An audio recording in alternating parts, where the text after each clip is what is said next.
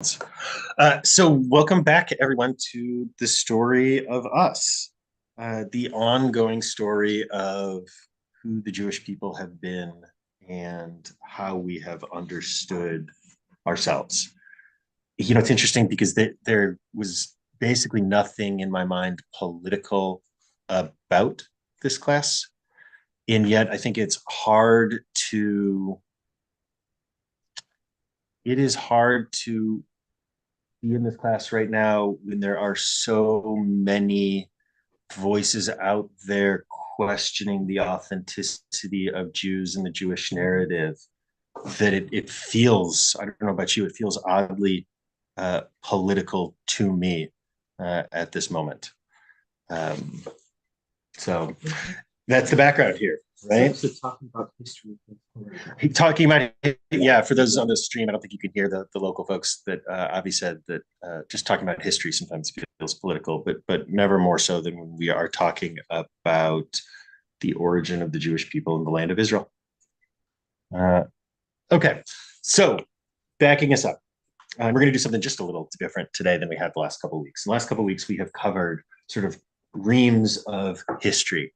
We started by looking at the very first people who imagined themselves as us. They wanted to use the word Jewish, but we're borrowing it anyways.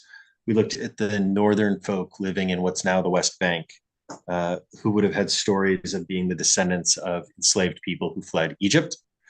And we looked at the folks living in the South, the Bedouin community, the nomadic community, who had the stories of Sarah and Abraham and the patriarchs and matriarchs. And we really talked about how these are entirely different communities, who the one thing they can agree on is that they are not the same. Then last week, we looked at the invasion of the North by a Southern occupying king, who was King David, which is a very different model, I think, than most of us have of King David, who in the later Jewish histories, and we'll get to this either next week or the week after, in later Jewish histories, becomes the messianic figure. In fact, literally, right, the Messiah is said to descend from David within messianic traditions of Judaism. But instead, we looked at documents that made their way into the Hebrew Bible that were political, polemical trashings of King David, right? Could have been in an old school gossip column almost of King David that makes its way into the Hebrew Bible. Next week, we will certainly talk about why it is that it ends up being canonized and how it makes its way in. We're going to look at the way that myths that once were about our separation can turn into a new version that's about the ways that we're connected. But that's not what we're going to do today. Today, we are going to talk about the way that oral stories worked and try to break apart this idea that many of us have that you can go back to the original version, right? If we put enough scholarship in it and enough whatever, we can figure out what's the real original version of the biblical text. And our goal here is to totally destroy that notion. Not the notion that you can go back to the original, but the notion that there is such a thing as an original at all. Stories are always told cumulatively, and they are always told by adding our past and our own experience to them when we tell it. And then the next person who tells that story, like it or not, carries that with them and builds upon it. That is how it always works. Right? You can't write a contemporary history of the 2008 election without using tropes and cliches and sayings that speak to your worldview and your right. Does not matter how recent or how past it is. We have this phenomenon. Okay, questions, thoughts?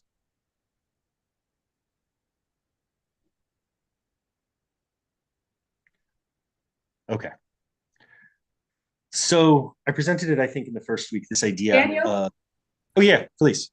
I have a question. So, if it's cumulative, do we ever go back and erase and take out something that's in the past Always, and replace it? always, So, always. it's That's a not part of just it. adding on, it's actually going back and altering. Yeah, the act of storytelling is also the act of redacting and editing. right? I think they're inescapable from each other. And I don't mean storytelling in the way that Annette has told so many stories. I mean, that too. But I mean the way that any of us tell any story to anyone at any time. Right? Tell me about what you read in the newspaper today. Think about the acts of redaction and editing and storytelling and editorial content that are happening with whatever your answer is, always, for everyone. Did that make sense? Any other questions before we keep going? Larry. One example of that I'm in the middle of right now, because I have been reading the Book of J, and there are a lot of things about that are highly speculative. But one thing that they talk about is that they assume that J had a creation myth, but in what there is of what's identified as the J text in the Bible, there is no creation myth. The creation myth, one of them is from the E and one is from the P, but nothing from J. Yeah. Okay. Let me translate what Larry just said there for us. So we're even as we are dealing with the content of what is known as the documentary hypothesis, that's the sort of broad outline of who wrote the Bible. We're not using the language often, but you'll hear about J, E, P, and D if you've ever heard sort of that phrase, which are the main strands of, in particular, the Torah. With J, it's coming from the German J, the Yahwist tradition, meaning those areas that use the Yud He Vav He name for God. Again, these tend to be the Southern traditions. These tend to be the Abraham, Sarah, etc. traditions who use that Yud He Vav He name, the Yahwist. Separate from the Elohist tradition, that's the E in the JEPD, which is the northern group who have the Moses stories, the Mosaic stories. It's different than the P, which is the priestly group. If you're reading something that feels like a manual on how to kill animals in an appropriate way, or a public health document, or even a document that is just concerned about the like tachlis and the ordering and the written by an expert in VCR repair manuals or something, you're dealing with the priestly document. The Genesis 1, which we've read so many times that it feels poetic, is actually very much not poetic. It's a priestly document that's, on the first day, blah, blah, blah, blah, blah. On the second day, blah, blah, blah, blah, blah. On the third, right? It's very well ordered, as opposed to Genesis 2, the Adam and Eve story is much more narrative. It comes from the Elohist tradition.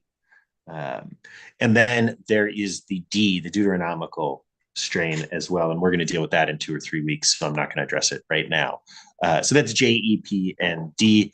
What I would say is that 20 years ago or so, maybe even 25 years ago, was the pinnacle of traditional documentary hypothesis scholarship. You could buy a Torah that would go through and every line would be color coded as to whether it belonged to J, E, P, or D. Sometimes you'd find a particular verse and it was like the first 3 words were J and the next ones were E, and that has very much fallen out of favor.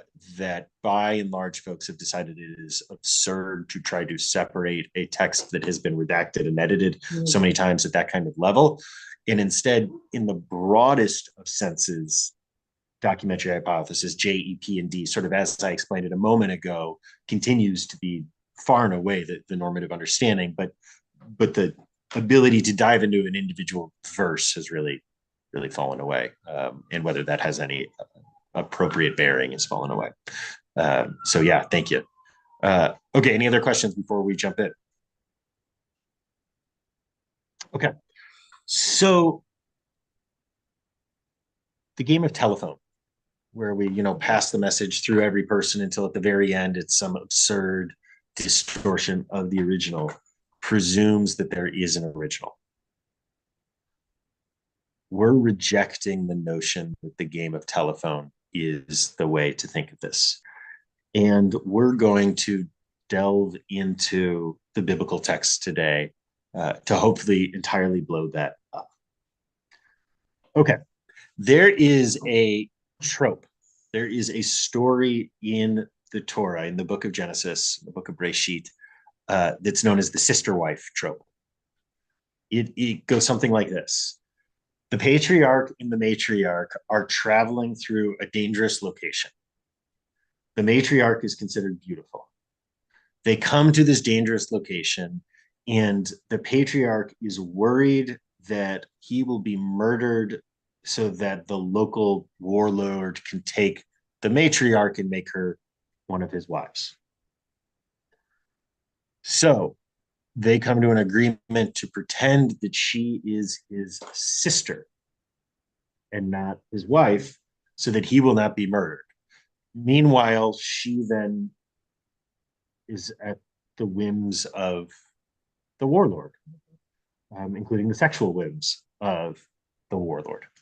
This is the sister wife narrative in the book of Bereshit, in Genesis, except we have 3 stories like this in the book of Genesis. So we're going to look at these 3 stories, the sister wife narratives, next to each other, because we can see the process of storytelling, political storytelling, happening in real time when we look at these 3 stories. Which is to say that almost certainly there must have been a tradition of this story that had been passed down.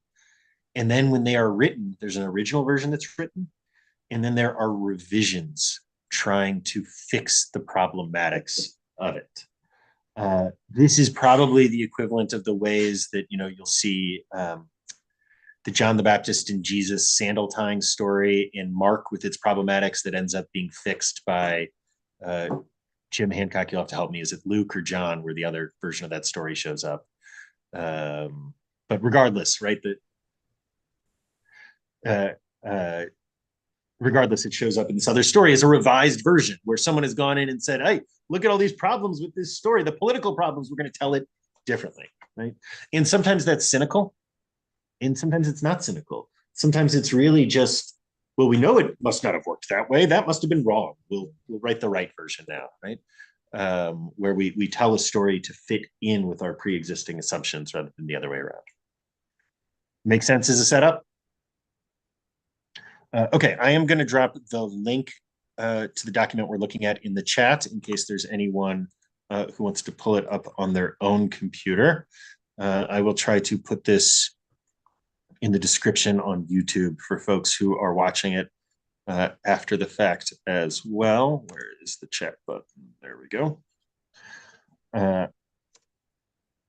Okay, you should be able to pull that up. If anyone has an issue pulling it up, let me know. But again, I'm about to share this also.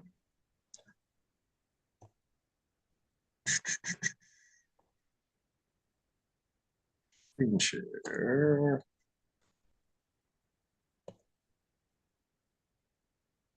Okay, everyone can see this, yeah? I'm gonna make it so that I can still see all of your faces, though. Sorry, I'm trying to make sure I can still see you Zoomers a little bit on my computer. Okay, so we have 3 different versions of this story. Thank you.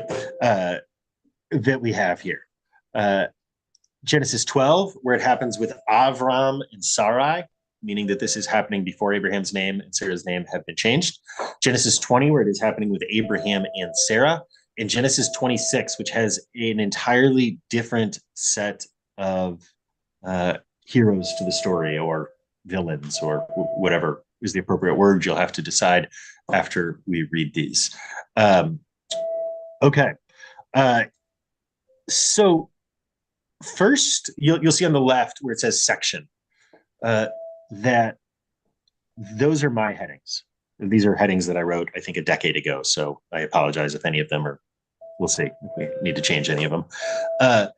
But the first thing I want us to look at, and it's why I have it laid out like this, is that you know a lot about the priorities of a storyteller based on where they spend their time.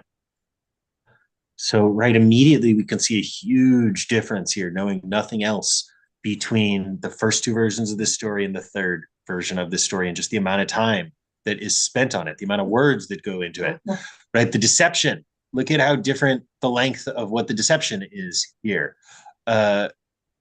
We get some of these sections that are totally absent in other versions of the story. Divine intervention ends up being a really big deal in chapter 20 and not such a big deal at all in the other two, right? So we're going to pay attention to these priorities also as a way of understanding the priorities of the storytellers of each of these moments. Make sense? Okay, let's get three different readers. Can we pick someone? I'm going to ask people from Zoom to do this because I think it's easier for everyone to hear. Can we get someone who will own Genesis 12? Any volunteers? Nancy, thank you. Genesis 20. Any volunteers? Jason, you're on for Genesis 20. Great, thank you. Genesis 26. Oh, yep. Let people in. Yep, thank you. Okay, Genesis 26. Was there a volunteer? I didn't see one. But I think Nancy's taking 12. Jason's taking. Susan raised her hand. Susan, great. Susan, you're up for 26 if that works. Okay, so we're going to start with Genesis 12. Nancy, will you jump in for us? Now there was a famine in the land. So Abram went down to Egypt to reside there as an alien, for the famine was severe in the land. Okay, so why are they moving? Why are they going on this journey in Genesis 10 or Genesis 12, excuse me? Pretty straightforward. Famine, right? In that sense, it almost sounds like the Joseph story. In fact, there are echoes of the Joseph story here. Okay, Jason, you're up. Genesis 20. From there, Abraham journeyed toward the region of the Negev and settled between Kadesh and Shur. Okay, so what's happening in Genesis 20? Why is he going on this journey? No, we don't have a famine here. Genesis 20, it's just this nomadic lifestyle that we've seen. Climate displacement, Sarah says, yeah. But yeah, Genesis 20 is not climate displacement, even as Genesis 12 is. In Genesis 20, they're just journeying. They're living a nomadic life, and they are just moving on to the next place. Just a note, right? Look at all the regions where Abraham is going to, and these are nomadic desert regions, not farming settled regions. The Negev is the desert in the south of Israel. Okay, Genesis 26. Susan, you are up. Now there was a famine in the land besides the former famine that had occurred in the days of Abraham. Okay, pause. Right, like you can already see the editor at work here, with the storyteller at work saying, now look, I know this is going to sound familiar to you, but we're talking about something different. Yep, good. Yeah, we miss this. We get so used to being told that the Torah was written by God and one author and all these things that we miss the very obvious voices of the editors and the storytellers within the text. It's right there, right? Okay, keep going, please. And Isaac went to King Abimelech of the Philistines. The Lord appeared to Isaac and said, do not go down to Egypt. Settle in the land that I shall show you. Oh, okay, so we already have another character than we had in the other two stories, right? Who's the third character? The Lord. Yeah, we've got God, right? Great. By the way, anytime you see the word Lord, you should know this in general, it's Yud He Vav He.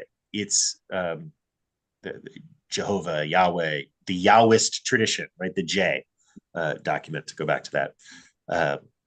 Okay, keep going, please. Reside in this land as an alien, and I will be with you and will bless you. For to you and to your descendants, I will give all these lands, and I will fulfill the oath that I swore to your father Abraham. I will make your offspring as numerous as the stars of heaven, and will give to your offspring all these lands, and all the nations of the earth shall gain blessing for themselves gain blessing for themselves through your offspring, because Abraham obeyed my voice and kept my charge, my commandments, my statutes, and my laws. And keep going. Last line. So Isaac settled in Gerar, which is a little bit of a pun, by the way. Ger, Gar. Ger, first of all, means alien, and Gar is to reside somewhere. So we've got this linguistic play happening that he's an alien in Gerar, which is like being an alien in alien land. So, right, some of these linguistic things are sending us messages, and sometimes it's also just linguistic fun that people are having with the text that we miss. We miss a lot of the humor. A lot of the humor. So was 26 part of the Lech Lecha story? No, Lech Lecha is chapter 12. Okay. Lech Lecha is chapter 12. Okay. So we've got this whole chunk in the rationale part here in Genesis 26 that is covenantal language. The promise and the oath. Covenant, by the way, is just a fancy King James word for contract.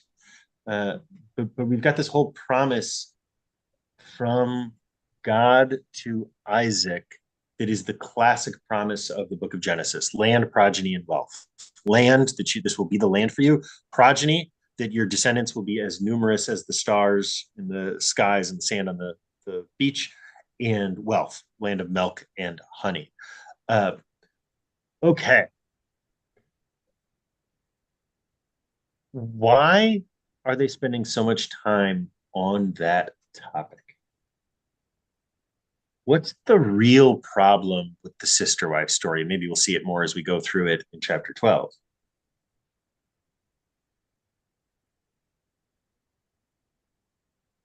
We'll come back to it. Okay. The deception. When he was about to enter Egypt, he said to his wife Sarai, "I know well that you are a woman beautiful in appearance.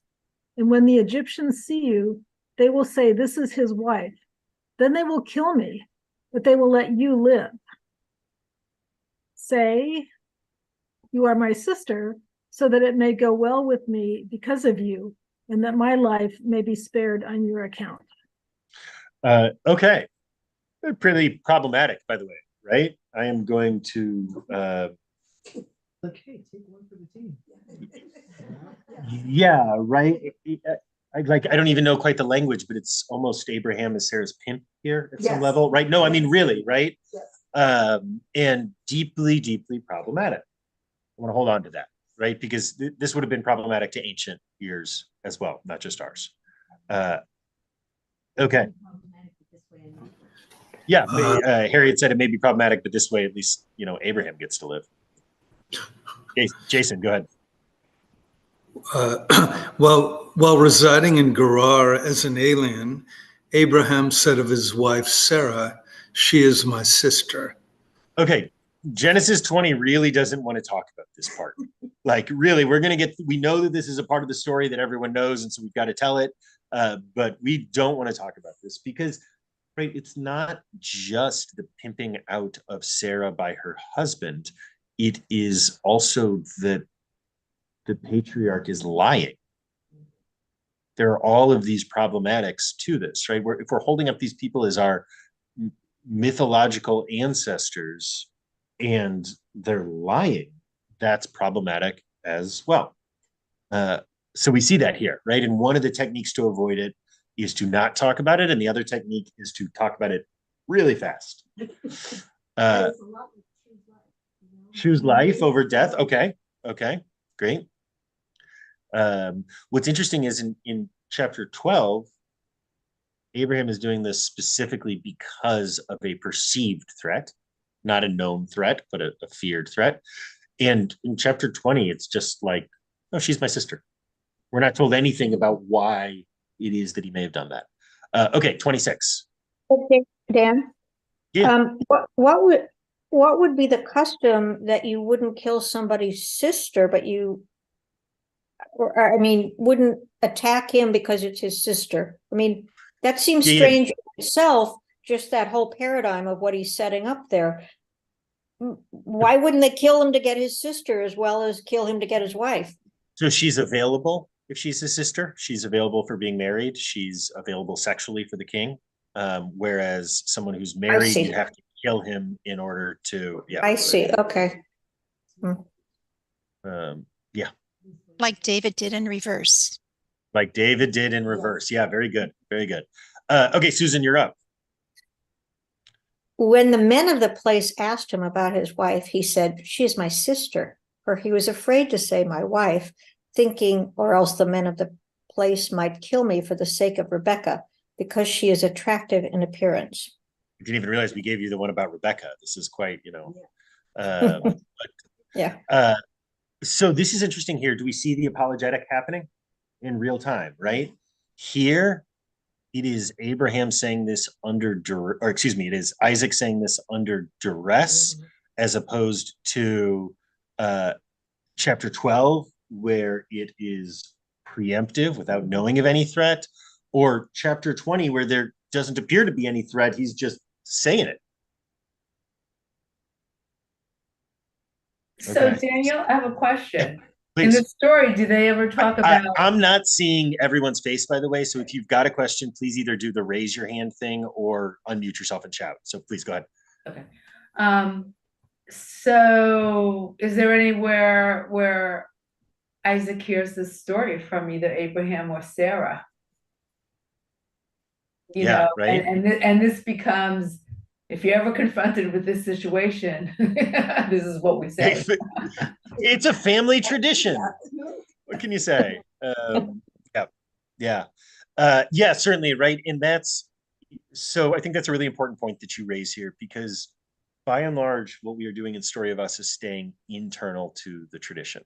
Here, for a moment, we are backing away and being external to the tradition so that we can see one story told by three different storytellers.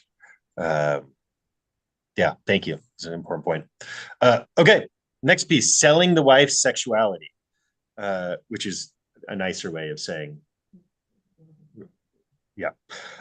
Okay, Nancy, please. When Abram entered Egypt, the Egyptians saw that the woman was very beautiful. When the officials of Pharaoh saw her, they praised her to Pharaoh, and the woman was taken into Pharaoh's house. Okay, the woman was taken into Pharaoh's house. No name anymore. Yeah, exactly. That's an important point, Avi. No name. Did Pharaoh and Sarai have a sexual relationship according to this text so far? Probably, but they haven't come out and say it explicitly, at least not yet. He's got control, and she's in his house, which does, right? Like this is, so yeah. Now let's back up for a moment. The promise that God makes to Abraham and then to Isaac in chapter 26 is land, wealth, and progeny. What's the problem with this story? Oh, so that's a different midrashic tradition. I think the first thing that anyone in the ancient world would think of is, just looking at Genesis 12 for a moment. Who's Isaac's dad? Is Abraham Isaac's dad, or is Pharaoh Isaac's dad? Because it's not land, progeny, and wealth to Abraham and his descendants if Sarai gives birth to Pharaoh's child because she was raped when Abraham pimped her out. But this is really, I'm using provocative words clearly, but this is the straightforward read of what's happening right here. Okay. Now, again, continuing the theme of chapter 20's storyteller, which seems to be, if we don't like it, let's get it over with quickly. Go ahead, Jason. And King. Can I ask a question first? Of course. Sarah was young here, but she didn't conceive until she was old. Had to be. Yes. Yes, absolutely. Right. And that's another piece here that plays with that as well. Yep. Thank you. That's a really important point. Sorry. And King Abimelech of Gerar sent and took Sarah. Okay, so in some ways, this is at least as suggestive, sexually suggestive of language as was taken into Pharaoh's house. Here, actually, she was taken, right? Which has overt sexual ideas here. Okay, so at least in chapter 12 and 20, there seems to be an assumption so far that the king, Pharaoh in the first one, Abimelech in the second one, is having a sexual relationship with Sarah. But Sarah, who maybe is taking it personally here, says, Sarah Heyman says, but at least she got a name here. Okay, and Susan, we're not going to have you read this in chapter 26 because it's not there. It's not there. It's the PG made for children version that we're getting in 26. Okay, and then just to drive home the notion of prostituting out his wife, immediately following in chapter 12, Sarai being taken into Pharaoh's house. What happens to Avram? And for her sake, he dealt well with Abram, and he had sheep, oxen, male donkeys, male and female slaves, female donkeys, and camels. Which is to say he got rich. And also, I think pretty clearly, we're not talking about a one-night stand here. Right. This is a long-term, right? It would just take a while for even the physical property to be transferred over to Avram. And we get nothing about this payment here in chapter 20 or 26. We're going to defer the payment in chapter 20, and 26 is entirely different. Okay, divine intervention. It's you again, Nancy. But the Lord afflicted Pharaoh and his house with great plagues because of Sarai, Abram's wife. So again, this seems to be implying that there was a sexual relationship there, because why else would the land be punished if it weren't for that transgression? So chapter 12 doesn't pull many punches when it comes to the reality of this relationship. Okay, now I think having read it so far in chapter 20, it would be hard for any witness to come before us and say, look, I was there, I promised that they didn't have sex, and us to believe them, except for one potential witness. Who's the one witness that we might trust? God. Kiss me. This is God talking. Nothing. So he said, Lord, will you destroy an innocent people? Did he not himself say to me, she is my sister? And she herself said, he is my brother. By the way, I just want to point out, Abimelech is a pretty stand-up guy in this story. At least compared to Pharaoh. I did this in the integrity of my heart and the innocence of my hands. And then God said to him in the dream, yes, I know that you did this in the integrity of your heart. Furthermore, it was I who kept you from sinning against me. Just to be clear, reader, that nothing happened. Therefore, I did not let you touch her. Now then, return the man's wife, for he is a prophet, and he will pray for you, and you shall live. But if you do not restore her, know that you shall surely die, you and all that are yours. Okay. Yeah, Rhodey, please. Hey, where I get hung up on this part is Pharaoh did not believe in our God. So why would he listen to our God coming to him in a dream? So by and large, actually, the non-Jewish folk that we meet in Genesis do believe in our deity. Now, remember that Genesis is not a monotheistic document. In fact, there's certainly no monotheism in the Torah, probably not in the whole Hebrew Bible. But Genesis is a deeply not monotheistic document, deeply polytheistic. And in a polytheistic world, someone else's God is not a challenge to your own faith. Just in this last week, right when Abraham buys, last week's Torah portion, when Abraham buys Machpelah from the Hittites, They even call him a Nasi of God, a prince of God within the text, the Hittites do.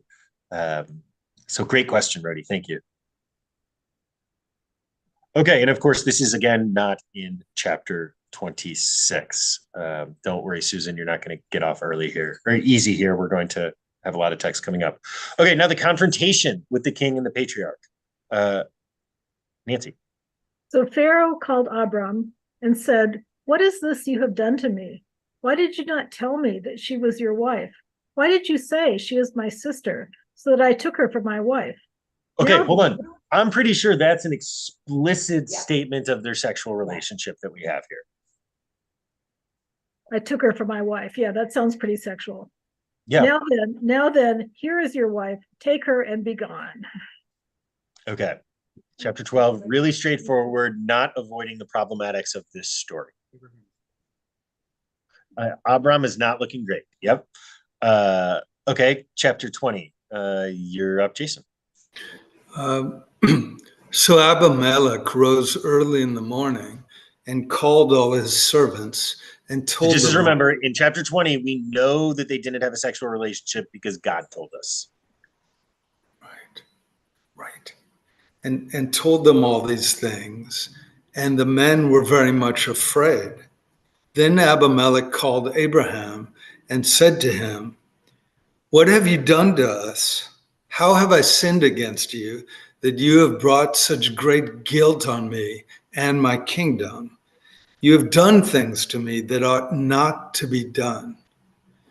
And Abimelech said to Abraham, "What were you thinking of that you did this thing?" Abraham said, "I did it because I thought, there's no fear of God at all in this place, and they will kill me because of my wife. Besides," okay, pause for a second. You can feel that this next verse is a secondary edit of this text. Even in English, you can feel the ways that the writing style changes if you're sensitive to it. Yeah. "Besides, she is indeed my sister, the daughter of my father, but not the daughter of my mother.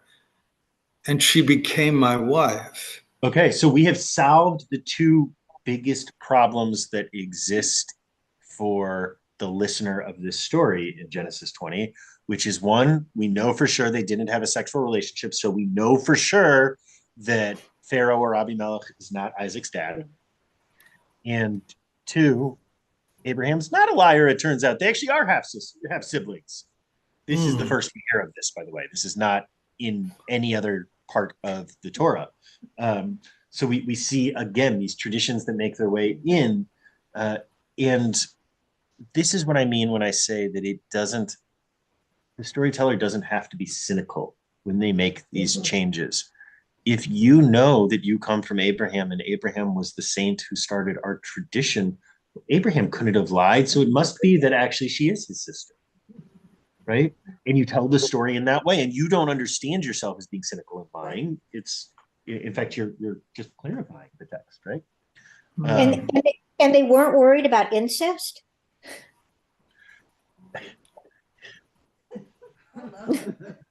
Well, you know.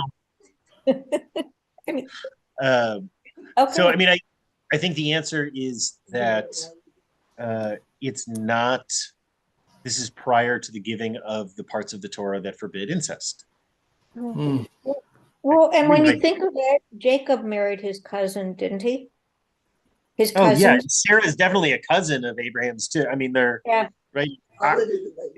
Ashkenazi Jews are, you know, they say everyone's a like third cousin with each other regardless genetically. Karen and I were very grateful we didn't show up on each other's 23andMe. I'm not really kidding, right? Like, it's good we didn't discover that we both have the same Uncle Norman. You know. Okay, 26. Susan, you get some text again. Can I just? Can I ask sorry, this is Svea on Matt's laptop. So when they or revise these stories, why didn't they just scrap the previous story instead of just kind of like revising, but also leaving contradictory pieces of the story in there? Yeah. we're going to talk about that more either next week or the week after. But I mean, the short answer is that the people who are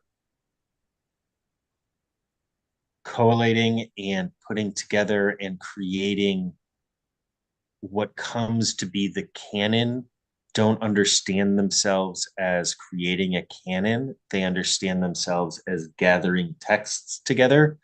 And it's later generations who want to read this as canonical rather than just an anthology of texts, I think is one of it, right? By the time the people are putting it together to create the official version, all of these are texts that we know of. And so they're all included, and they are different enough that they are different stories by that point. Similar stories, but different stories, which is to say that the politics of one generation are almost always forgotten in future generations, right? This is the same reason that David and Bathsheba ends up being included in the canon, because by the time the people who were putting together the canon as we understand it put it together, they had no sense of north-south tensions or reality or identity at all anymore. And so they couldn't read it through that lens, and instead it just became a story of David. I see. That makes sense. Thank you. Of course. Did they think that this was the word of God? So Nancy's saying in here, Nancy, that was this the word of God when people are putting it together? And I think the answer is no. These were the traditions of our ancestors that were sacred, but the notion that these documents were the literal word of God, sort of the inerrancy doctrine, is really much, much, much later. And even the sort of small versions of it that you get are much, much later. We don't get the truly inerrancy kind of thing until just the last few hundred years in some ways. Yeah. And the Jewish tradition, by and large, doesn't ever adopt that in the way that it has adopted it. It's been only the last half millennia or so. There's all sorts of examples of this. Ibn Ezra, 1,000 years ago, points out multiple authors in the Torah text. We're going to get to that actually when we get to the Spanish Golden Era. We'll look at Ibn Ezra and those texts. You have the Masoretic traditions, which understand that there are all sorts of spelling and scribal errors that have made their way into the official text, and so you sometimes pronounce words when you're reading Torah differently than what they're written as, because the way that they're written are scribal errors and we know it. We don't correct them, but we read it differently. The most common of which is, so the word for he, like the pronoun he in Hebrew is hu, hey, vav, aleph. And a vav is just a straight up and down line. The word for she is hey, yud, aleph. And a yud is like just the top third of that line. So you end up with situations where is it a yud that was written too long, or is it a vav that was written a little too short? And so it's the most common of these issues that you find in the Torah. It's all over the place, where it says he when it should be who. And so when you're reading it out loud, you actually read it with the correct grammar. You don't read it as it was written. All of which is to say that inerrancy was really not classically at all a part of the Jewish tradition of these texts. And certainly when people are writing them and collating them, these are our ancient histories and our ancient tribal stories. They are not scripture. We don't really get a concept of scripture like that until much later. Certainly the Christian era, some scholars even date it to the Islamic era, which is, and I say this only somewhat jokingly, somewhat seriously, that I think there's a very legitimate read that says that Christianity is the cultural appropriation of ancient Jewish tribal documents. Again, I think maybe that this should teach us that cultural appropriation is just not the big deal that we sometimes treat it as. But regardless, that's a different topic. Okay. Susan. When Isaac had been there a long time, King Abimelech of the Philistines looked out of a window and saw him fondling his wife, Rebekah. So, oh, okay. So Abimelech called for Isaac and said, so she's your wife. Why then did you say she's my sister? Okay, so I'm Isaac, just saying, if I saw a brother and sister making out, my first thought would not be that they are, in fact, married, but Abimelech is more generous with his assumptions here, I think. Why then did you say she's my sister? Isaac said to him, because I thought I might die because of her. Abimelech said, what is this you have done to us? One of the people might easily have lain with your wife, and you would have brought guilt upon us. So Abimelech warned all the people, saying, whoever touches this man or his wife shall be put to death. Okay, so chapter 26, I just want to point out, has all of the essential elements of the story and none of the drama. None. There is no tension here. In fact, it's just a telling of the story that is designed to eliminate all of the tension. There's not even a hint that there could have been a sexually inappropriate relationship between Abimelech and Rebecca. It never happens. Instead, all we get is the stand-up guy Abimelech saying, oh my God, why would you lie to me? Someone could have done something terrible. Right, there's no even suggestion of it here. So you maintain the patriarch who's a liar, but again, it's under duress here, right, which is understandable then, and you eliminate all of the fear of a sexual relationship, which is to say all of the fear of God not fulfilling God's promises to Abraham, which again brings us back to that beginning of 26 that spent so much time talking about the covenantal relationship, right? They're focused in on that. They understand what the real problem is here, which is the questioning of the lineage of Jews, and they're overtly addressing it from the beginning. Okay, Felice and then Matthew. Oh, I think that's Svia, his computer, but yep. So a difference I see between these two stories is one is the king might have made a mistake, and in the 26th, one of the people may have made a mistake, but both of them include the sin of one person would be the sin of the community. Yeah. That's the notion here, right? That, by the way, is important to understand. We'll talk about it more when we get to Deuteronomy, but even in the places where there is reward and punishment for the observance or the non-observance of the commandments in the Hebrew Bible, it's almost always collective punishment or collective reward for individual or collective transgressions. But it's not direct karma that you get rewarded for your good behavior or punished for your bad behavior. Svia.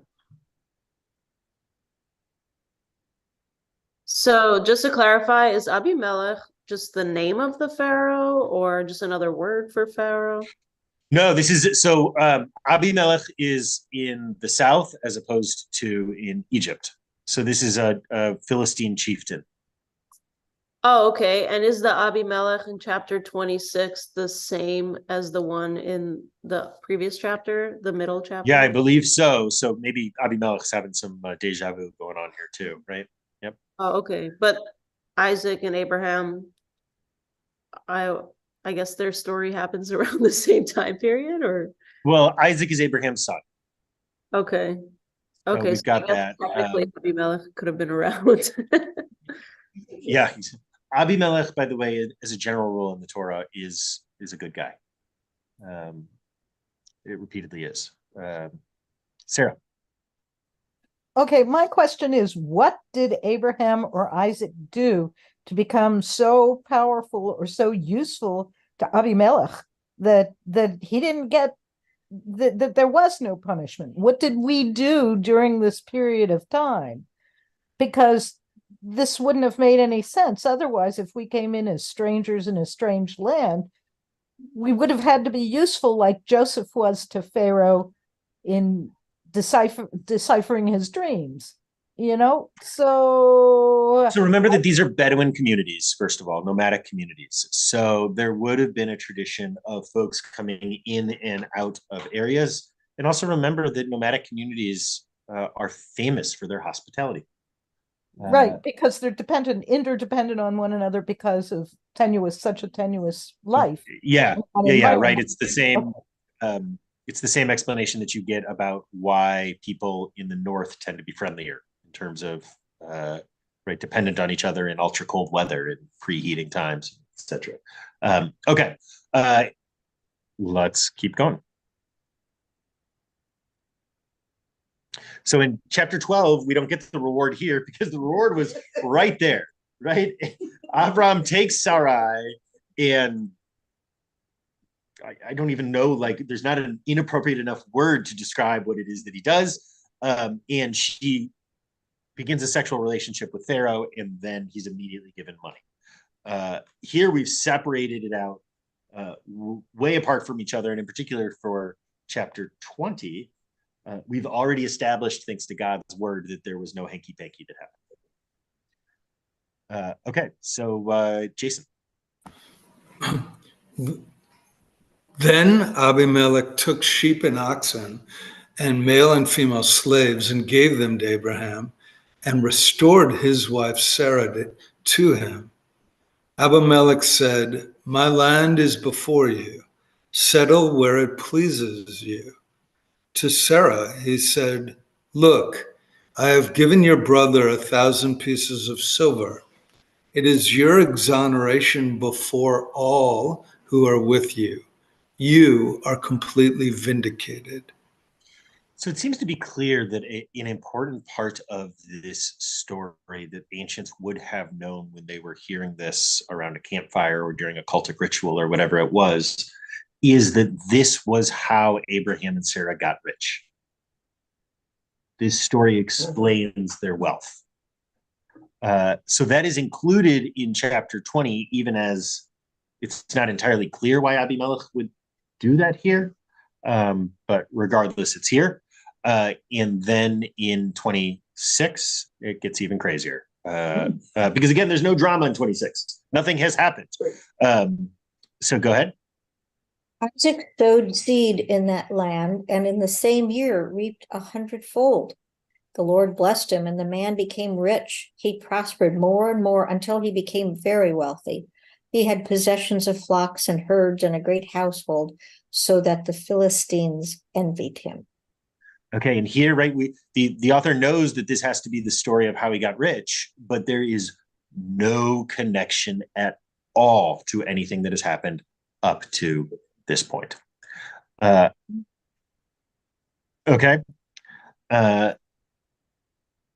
Divine absolution of the king. Let's jump back in, Jason. Then Abraham prayed to God, and God healed Abimelech and also healed his wife and female slaves so that they bore children. For the Lord had closed fast all the wombs of the house of Abimelech because of Sarah, Abraham's wife. Okay, so just in case you didn't believe God when God said like 4 times before that they had no sexual relationship, even if they had a sexual relationship, it certainly didn't produce children because all of the wombs of Abimelech's community, from the animals to the humans, had been closed up. So we're very clear, very, very clear that definitely Abimelech is not Isaac's dad. We're gonna skip the textual insertion and we'll just get the final one. Leaving the land. Nancy. And Pharaoh gave his men orders concerning him, and they set out on the way with his wife and all that he had. And Susan. And Abimelech said to Isaac, "Go away from us. You've become too powerful for us." So Isaac departed from there and camped in the valley of Gerar and settled there. Okay. This hopefully has been a helpful insight into the way that textual traditions work. One core story told by 3 different storytellers who are all repeating the tradition as they understand it and telling it in a way that fits with how they see the world and how they see their mythological ancestors. So again, this is about rejecting the telephone idea and instead seeing the way that the storyteller always tells the story in their own image. Questions, thoughts, Nancy? And I'm aware that we are at 6:31, so we'll do this quickly. So why does the same story repeat, from father to from father to son? That seems kind of crazy to me that it happens to Abraham and then it happens to Isaac again, the same thing. So the answer is probably that, as I sort of alluded to before, that by the time whomever is collating these texts and anthologizing them, that all three of these stories exist independent of each other. That's probably what's happening by that point, even as they all clearly have the same origin of a story that had been received and told, the same trope. Okay, any other last questions for today? We will have class next week, but not in person. I'm going to be in Memphis, so I will do it from Memphis, not from here. So don't come to CRC next week, but we will still have class. Then the week after that is, I will be in Israel. So the week after Thanksgiving, there will be no class. I'll send out a reminder email about all of this. And then we'll be back on our regular schedule. What is it, December 5th or whatever it is, that Tuesday. Good to be with everyone. See you soon.